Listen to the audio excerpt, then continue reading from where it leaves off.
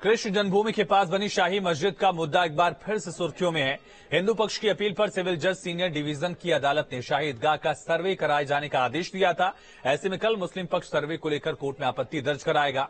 पूरा मामला कृष्ण जन्मभूमि और शाही ईदगाह मस्जिद के बीच विवाद का है, जहां 13 एकड़ जमीन पर कृष्ण जन्मभूमि को लेकर दावा किया गया है। देखिए।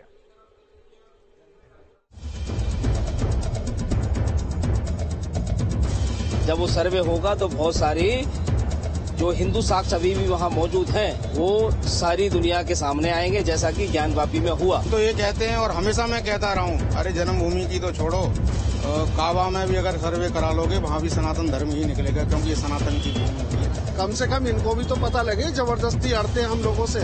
इनका जब कुछ नहीं है, एक चोरी ऊपर से सीना चोरी।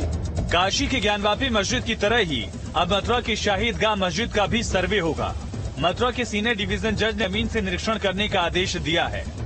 श्री कृष्ण जन्मभूमि व शाही ईदगाह मस्जिद का विवाद लगातार अदालत में बना हुआ है। ऐसे में मथुरा की जो जिला अदालत है उसका एक फैसला आया था कि हमारे ठीक पीछे जो शाही ईदगाह मस्जिद दिखाई दे रही है, इस ईदगाह मस्जिद का जो निरीक्षण है वो अमीन के द्वारा करवाया जाएगा।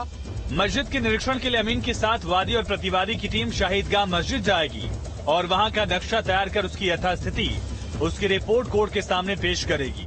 हमने दावा दाखिल किया श्री कृष्ण जन्मस्थान जो है ठाकुर जी, उनके नाम पे जो भूमि है 13.37 एकड़, उसको पूरे भूमि को सुरक्षित करने के लिए अगर उसमें किसी प्रकार का अतिक्रमण है और वो पाया जाता है तो उसे डेमोलिश करके और ठाकुर जी के नाम पर वो दिया जाए, इसीलिए दावा दाखिल किया है। हमने किसी व्यक्तिगत हित के लिए इस मुकदमे को दाखिल नहीं किया गया, या मुकदमे को ये हमने ठाकुर जी की संपत्ति को सुरक्षित करने के लिए किया है।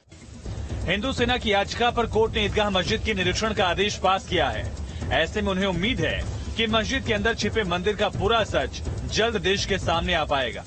चाहे हमने सिंपली कोर्ट में दो बातें रखी है ना, उसमें हमने एक बात दिया है, भगवान श्री कृष्ण का इतिहास दिखाया है। जैसा सारी दुनिया जानती है, भगवान श्री कृष्ण का जन्म यही मथुरा में इसी स्थान पर हुआ था। और दूसरी चीज हमने इसमें ये दिया है कि 1968 में जो एग्रीमेंट हुआ है, जिस ट्रस्ट की जमीन है उस जो ट्रस्ट है उसके बीच में नहीं हुआ, वो फर्जी एग्रीमेंट है, उस एग्रीमेंट को रद्द किया जाए। हम पहले दिन से कहते रहे कि कोर्ट का अमीन का जाना नितांत आवश्यक है और इससे भी महत्वपूर्ण है सर्वे। सर्वे के लिए हम पहले दिन से कहते रहे कि सर्वे होना बहुत नितांत आवश्यक है, क्योंकि सर्वे होगा तो वहाँ की वस्तु स्थिति क्लियर हो जाएगी। और हमने ये भी माननीय न्यायालय से अनुरोध किया कि आर्कोलॉजिकल सर्वे ऑफ इंडिया से सर्वे करा लिया जाए, क्योंकि जैसा कि काशी में हुआ, अयोध्या में हुआ, जब सर्वे हुआ आर्कोलॉजिकल सर्वे ऑफ इंडिया का, तो जितने भी फैक्ट्स हैं जो जमीन के अंदर विग्रह निकले वो पहले भी यहाँ भी विग्रह निकलेंगे। दूसरी तरफ शाही ईदगाह मस्जिद के वकील ने कोर्ट के फैसले को गलत ठहराया, ऊपरी अदालत का रुख करने की बात कही।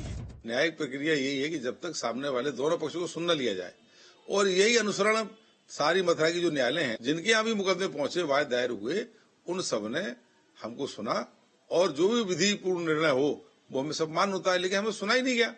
तो इस आदेश के खिलाफ हम माननीय न्याय जो सिविल जज सीनियर डिवीजन 3rd है महोदय, उनके यहाँ भी जाएंगे और जरूरत पड़ी तो हायर अथॉरिटी पे भी जाएंगे। यानी कि कोर्ट ये सुनिश्चित करेगा कि आखिर मस्जिद के अंदर की वो जो स्थिति है, जो यथा स्थिति है, वो आखिर क्या है। क्योंकि जो लगातार श्री कृष्ण जन्मभूमि के जो मंदिर पक्ष है वो कहता आया है कि मस्जिद के अंदर अभी भी वो चिन्ह मौजूद हैं जिसके द्वारा ये सिद्ध किया जा सकता है कि मस्जिद से पहले यहाँ पर एक भव्य श्री कृष्ण का मंदिर हुआ करता था। दूसरी तरफ ईदगाह मस्जिद की जो कमेटी है उसका ये कहना है कि मस्जिद के अंदर कृष्ण मंदिर के कोई अवशेष नहीं है और वो लोग ये जो वादा है, ये जो निर्णय है, इसकी खिलाफत करने के लिए, इसकी मुखालफत करने के लिए वो लोग जो है अपनी याचिका, अपनी ऑब्जेक्शन याचिका हायर कोर्ट में भी डाल सकते हैं। वीडियो जर्नलिस्ट संदीप के साथ मणिदीप शर्मा।